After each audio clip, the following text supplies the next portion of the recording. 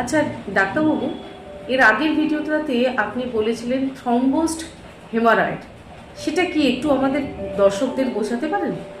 থ্রম্বোইড হেমারয়েড অথবা থ্রম্বোসড পাইলস, এগুলি কি হয়, অনেকটা এক্সটার্নাল পাইলসের মতো, অর্থাৎ বাইরের দিকে যে পাইলস, এই পাইলসগুলিতে ভেতরের দিকে শিরাগুলিতে রক্ত নালিকাগুলি ফেটে গিয়ে রক্ত কালো হয়ে জমাট বেঁধে যায়।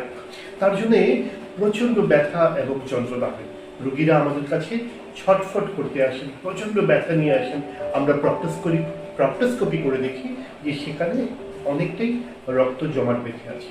তাহলে সেই কন্ডিশনগুলিতে পেশেন্টরা পেইনফুল পাইলস নিয়ে আসেন। আদারওয়াইজ পাইলস কিন্তু কখনো পেইনফুল হয় না, অর্থাৎ পাইলস থেকে যদি রক্তপাতও হয় সেটা কিন্তু সাধারণত পেইনলেস।